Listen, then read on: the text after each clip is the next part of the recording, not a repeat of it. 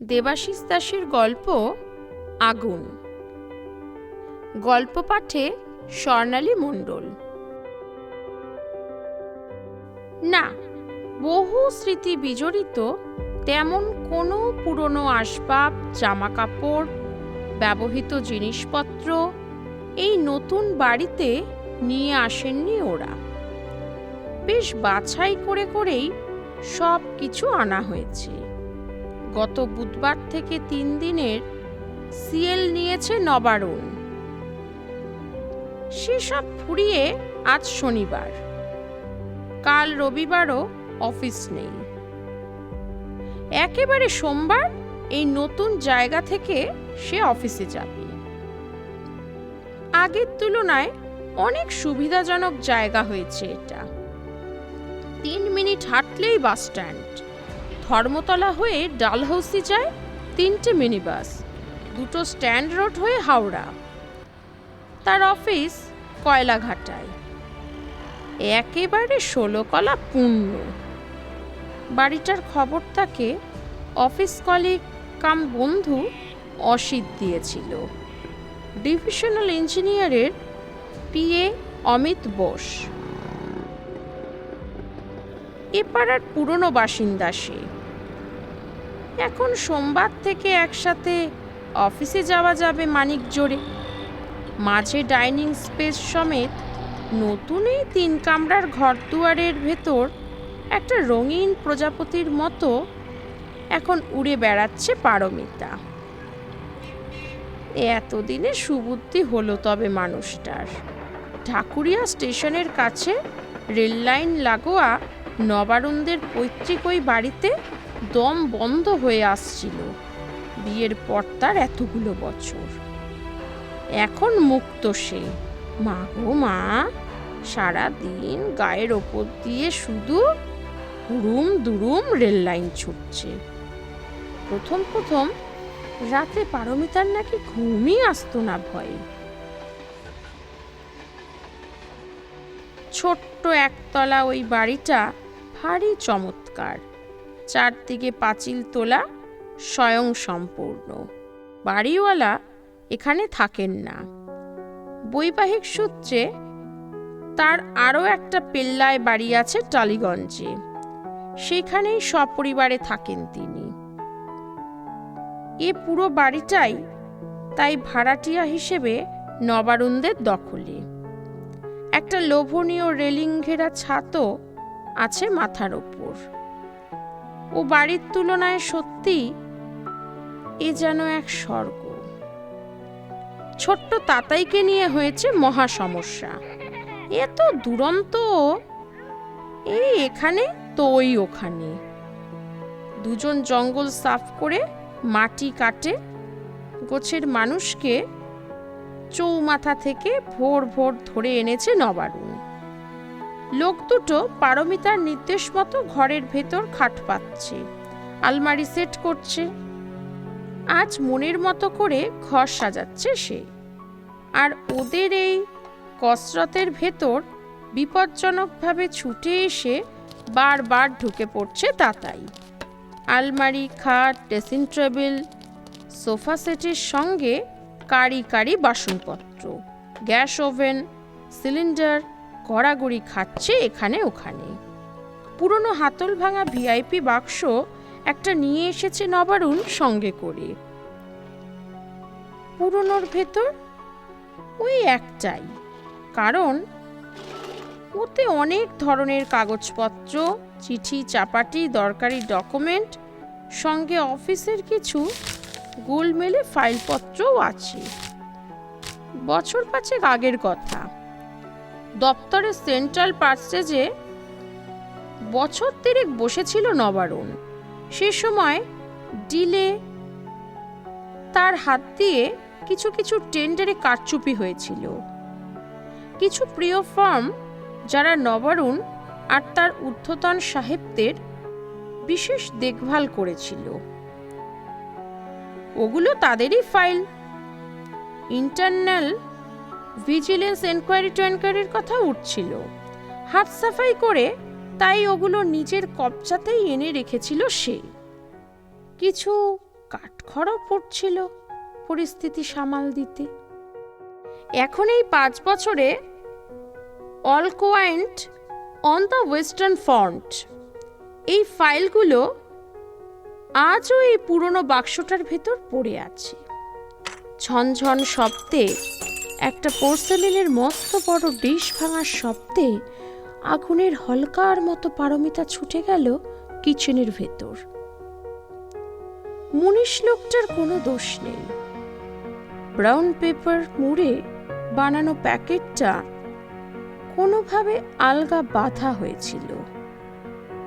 হাত ফসকে যাওয়ার মুহূর্তে ওই ডিশটাকে বাঁচাতে গেলে বাকি সবগুলোই হয়তো পড়ে যেত মাটিতে। তাই ঝুঁকি নেয়নি সে। গড়িয়াহাট মার্কেট থেকে অনেক ঘুরে ঘুরে মনোলোভার ডাইনিং সেটটা কিনেছিল পারমিতা।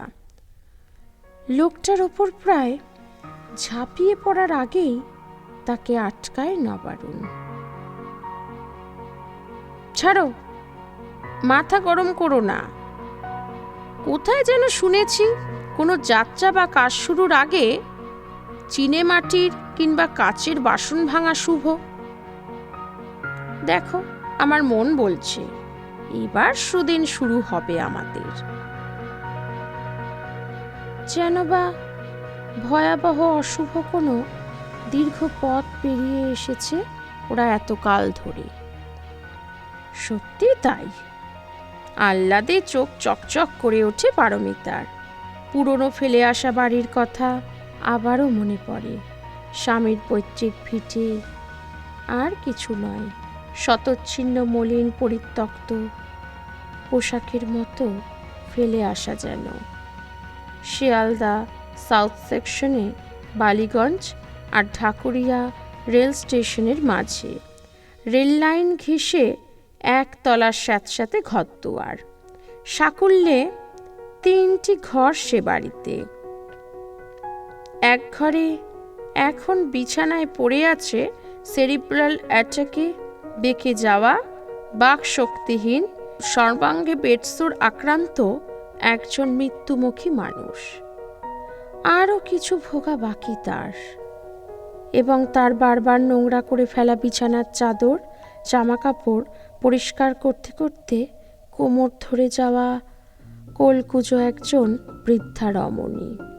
সারা রাত নিদ্রাহীন অবক্ত যন্ত্রণায় পশুর মতো আর্তনাদ করতে থাকে রোগদীর্ণ মানুষটা। কখনো তা শুলে বেঁধা মৃত্যুমুখী শূকরের চিৎকারের মতো, কখনো বা ঘর ঘরে কুকুরে চাপা ক্রোধের মতো। সারা ঘরে ডেটল ফিনাইলের গন্ধ। সারা জীবন দায়বদ্ধতার শিকলে বাঁধা একজন মানুষ এখন ফ্যাল ফ্যাল করে শূন্যে চেয়ে থাকে। মাসখানেক আগের সেই রাত 10টায় মা মনোরমা দেবীর গা ঘেঁষে বসেছিল নবারুণ। পর্দার আড়ালে পারমিতা। মা, তোমাকে একটা কথা বলবো ভাবছিলাম। আজকাল তাতাই রাতে ঘুমাতে পারে না ভয়ে। বাবা এমন আর্তনাদ করে ওঠে হঠাৎ হঠাৎ।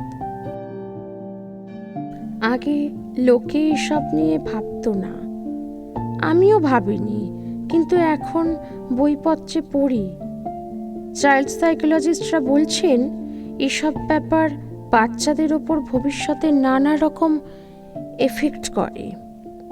একটা ভয় হয়তো জুজুর মতো সারা জীবনের জন্য চেপে রইল মনের ভেতর। তোরা কি কোথাও চইলা যাইতে চাস?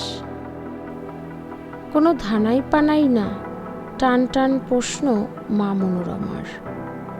না, যাওয়া মানে এই ধরো কিছুদিনের জন্য। ধরা পড়ে যেতে যেতে নিজেকে সামলে নেয় নবারুণ।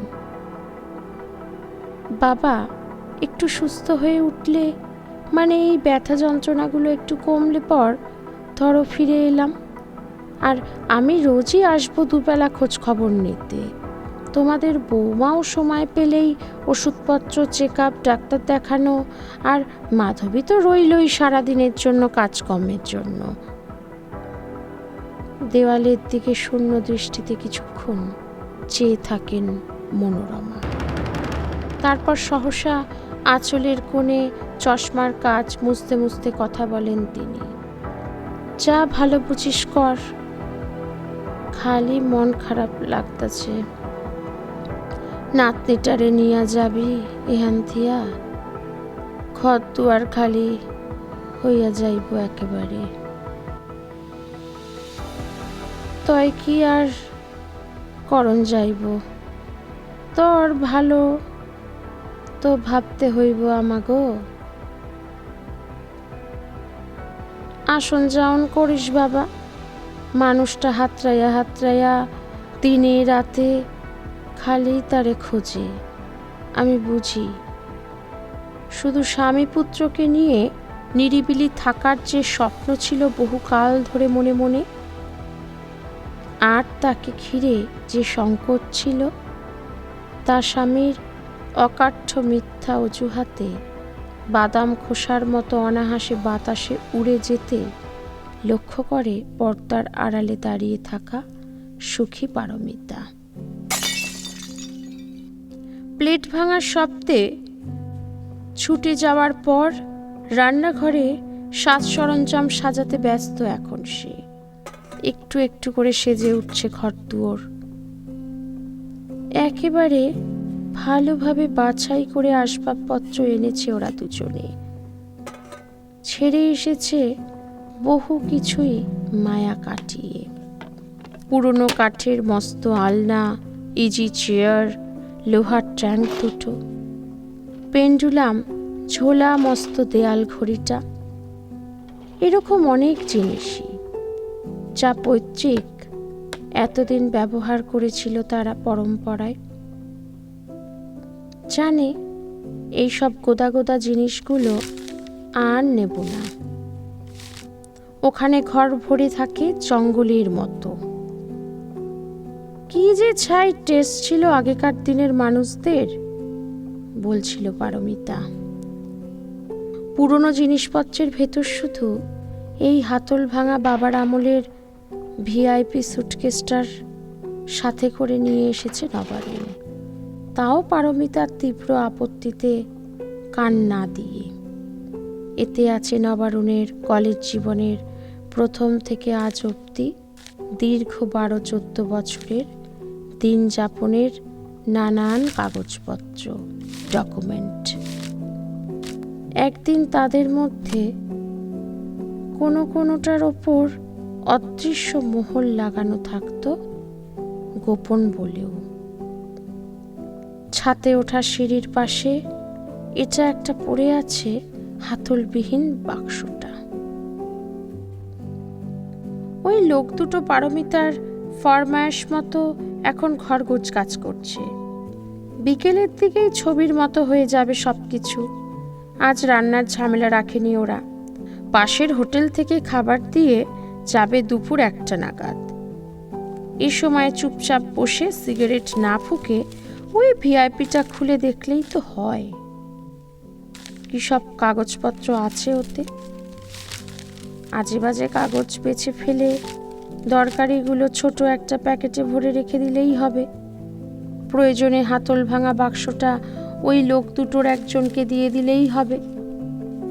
সব কিছুই যখন নতুন নতুন, তখন ওই পুরনো সুটকেসটার মায়া করে আর কি হবে। পারমিতারও গোসা দূর হবে, ভাবে নবারুণ। তারপর 2 হাতে আলগোছে তুলে মাঝারি ভারী বাক্সটা একা একাই ছাদে নিয়ে আসে। সাথে সাথে উঠে আসে তাতাইও। এই এক মুশকিল হয়েছে ওকে নিয়ে। চুপি চুপি কোনো কিছু করার উপায় নেই। একেবারে বাপের লেজ ধরে চলে সে সব সময়। আসলে বড় আদরের, তাকে নবারুণও সহসা কাছছাড়া করতে চায় না। কখনো সখনো অফিস ট্যুরে 2 দিনের জন্য বাইরে গেলে ফিরে এসে জামা জুতো না খুলেই কাঁধে চাপিয়ে নেয় তাকে। মা বলেন নবারুণও নাকি একদিন অমনি ন্যাওটা ছিল বাপের। হাবিজাবি অসংখ্য পুরনো হলদেটে কাগজে বাক্সটা ভর্তি।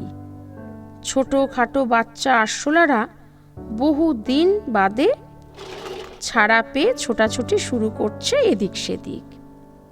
কিছু বইয়ের পোকা, সিলভার ওয়ার্ম এক ছুটে বেরিয়ে এসেই আবার লুকিয়ে পড়ছে কাগজের ভাঁজে ভাঁজে।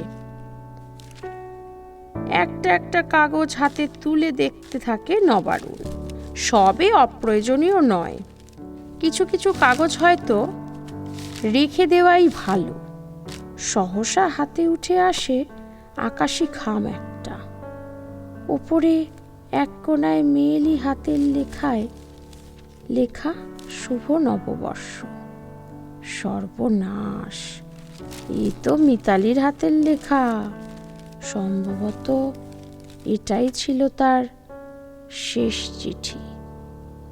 এটা কি করে আবার থেকে গেছে এই বাক্সটার ভেতর? মিতালির লেখা সব চিঠিই তো সে পুড়িয়ে ফেলেছে। একদিন খুব ভোর রাতে উঠে ভাগ্যি সে বাক্সটা পরিষ্কার করার নামে পারমিতা খোলেনি কোনোদিন। তোলপাড় করে নবারুণ খুঁজতে থাকে বাক্সটার ভেতর। মনে সংশয়, মিতালির লেখা আর কোনো চিঠি কি অসাবধানে থেকে গেছে ওখানে? চুলপির নিচে ঘাম জমে ওঠে পরিশ্রমে। ওলট পালট হয়ে যায় বাক্সটার ভেতরের সব কাগজপত্র। না, আর নেই। নিশ্চিন্ত। কি লিখেছিল মিতালি ওই চিঠিটাতে? প্রিয় অরুণ।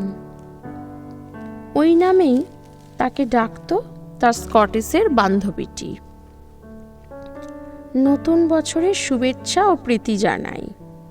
বন্ধু হিসেবে যখন পরিচয় দিয়েছ, তখন নিশ্চয়ই সেটা অপ্রাসঙ্গিক হবে না। সংযমের পরীক্ষা দিতে একমাত্র তুমিই পারো, তা কিন্তু না। একদিন বলেছিলে, মনে আছে, আমিও পারি। শুধু নিজেকে নয়, কলমকেও সংযত করলাম।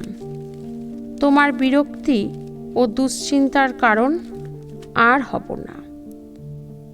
তবু রাত 12টা যত এগিয়ে আসছে, 1987 চলে যাচ্ছে, তত মন খারাপ হয়ে যাচ্ছে।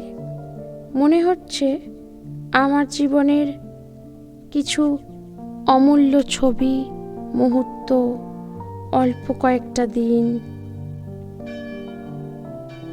এমনকি আজকের দিনটাও স্মৃতি হয়ে 87তে রয়ে যাবে।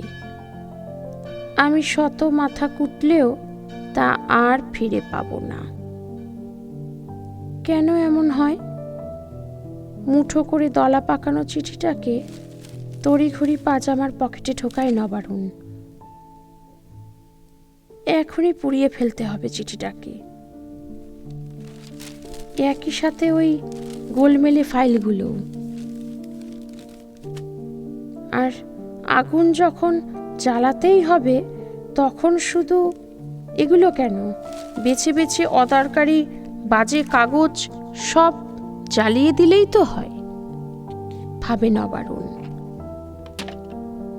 অথচ কিছু আগেই আগুন জ্বালার কথা ভাবেনি সে।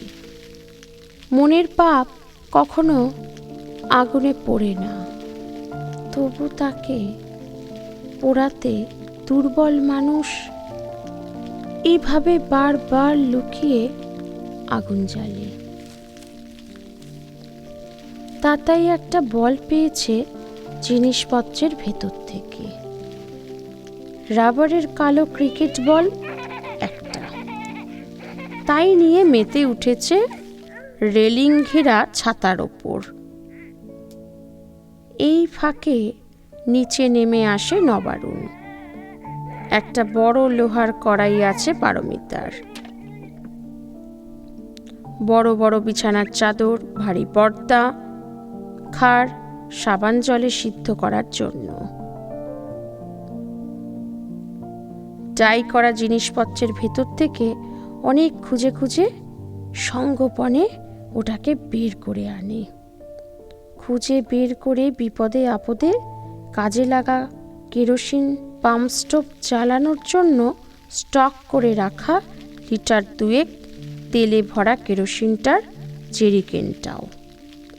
আসলে একটা বড় সড় পাত্রের মধ্যে কাগজগুলো জ্বালাতে পারলে সারা ছাদময় পোড়া কাগজ ছড়িয়ে পড়ার হাত থেকে রক্ষা পাওয়া যায়। একই সাথে ছাদেও কোনো দাগ পড়ে না। এখন দরকার একটা মোটা পুরনো পরিত্যক্ত কাপড়ের টুকরো, যা কেরোসিন তেলে ডুবিয়ে জ্বালালে অনেকক্ষণ ধরে চলতে পারে। আবারও খুঁজতে খুঁজতে আগের বাড়ির পুরনো ভারী পর্দার ছেঁড়া বেশ কিছুটা অংশ খুঁজে পেল নবারুণ একটা পলিথিনের ব্যাগের ভেতর। এরই মাঝে বেশ কয়েকবার পারমিতার গলা তার কানে গেল। এই কি খুঁজছো? আমাকে বলো। এক লহমার ভেতর ছোট্ট একটু অঙ্গার দিয়ে গেল মিতালির শেষ চিঠিটি। ফাইলগুলো পুড়ল, এক হাত উঁচু শিখা আর এক রাশ কালো ধোয়ার পাপ ছড়িয়ে। একটা একটা করে কাগজ বাক্সটার ভেতর থেকে বের করতে থাকে নবারুণ। একেবারে অপ্রয়োজনীয় কাগজ পেলেই তা ফেলে দিচ্ছে সে আগুনের ভেতর। বারবার তাই লাফ দিয়ে উঠছে ঝিমিয়ে আসা আগুনের শিখা। দমকা হাওয়ার মুখ খোলা ভিআইপি বাক্স থেকে কিছু টুকরো কাগজ, পুরনো চিঠিপত্র উড়ে চলে যাচ্ছে ছাদের এদিক সেদিক। কখনো তাতাই বল খেলা ছেড়ে তার সামনে এসে দাঁড়িয়েছে, টের পায়নি নবারুণ। হঠাৎ সে চমকে ওঠে ওর গলার স্বরে। এগুলো কি বাবা পুড়িয়ে দিচ্ছ? এই ব্যাস, কি লম্বা আগুন!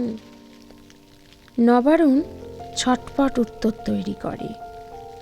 এসব বাজে কাগজ বাবা, তুমি বল নিয়ে নিচে গিয়ে মার কাছে খেলো। তাতাই নিচে চলে যায় না। ছাদের ওপর উড়ন্ত কাগজগুলোর পিছনে ছুটে বেড়ায়। একসময় খপ করে ধরতে পেরে একটা পুরনো ইনল্যান্ড লেটার মুঠোয় করে সে তার বাবার সামনে চলে আসে।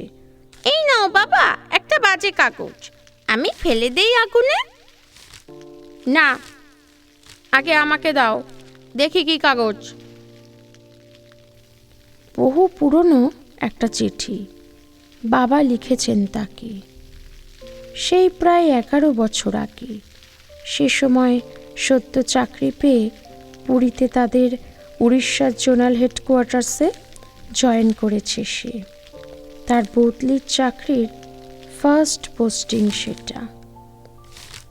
কালেক্টরেট অফিস পেরিয়ে একটা মেসের বোর্ডার হিসেবে দিন যাপন করছে তখন নবারুণ।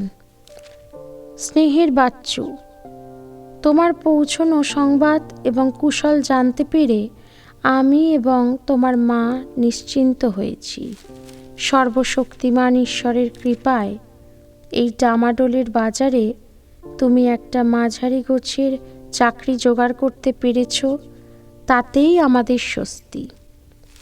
আর কেরিয়ারের জন্য ঘর থেকে কিছুটা দূরে তোমাকে চলে যেতে হয়েছে, এ নিয়ে দুঃখ করো না। এ তো অনেক বড় সুযোগ। খড়কুনো হয়ে বসে না থেকে তুমি কত নতুন মানুষ দেখতে পাচ্ছ, নতুন ভাষা, নতুন জীবনযাত্রা। আমাদের নিয়ে কোনো দুর্ভাবনা করো না, নিজে সাবধানে থাকবে। পুরী জায়গাটার সাথে আমার জীবনের একটা স্বজন হারানোর স্মৃতি জড়িয়ে আছে। আজ তোমায় লিখি, তোমার ঠাকুরদা ঠাকুমাকে নিয়ে তোমার মা আর আমি সেবার পুরীধামে গিয়েছিলাম তোমার জন্মের 2-3 বছর আগে।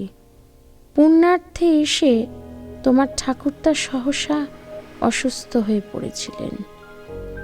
এমনিতেই তিনি খুব দুর্বল শরীরের ছিলেন। হাঁপানির টান ছিল তার। সমুদ্র স্নান করে সারাদিন প্রায় উপবাস থেকে পুরীর মন্দিরে মন্দিরে ঘুরে মাঝরাতে মৃত্যুমুখে পড়লেন তিনি। একজন ডাক্তারবাবুকে ছুটে গিয়ে এনেছিলাম আমি সাথে সাথেই। তার ওষুধ ধরল না। রাত তখন 11টা। আমি আবারও সেই ডাক্তারের কাছে যাব বলে বাবার মাথার কাছ থেকে উঠতে যাব, তিনি শীর্ণ মুঠিতে হাত চেপে ধরলেন আমার। বললেন, কোথাও যাবে না তুমি, আমার সময় হয়ে গেছে। আমার শতজন্মের পুণ্য, আমি শ্রীধামে এসে পরপারে চলেছি। আমার বহু ভাগ্য, এ সময় তুমি আমার পাশে আছো।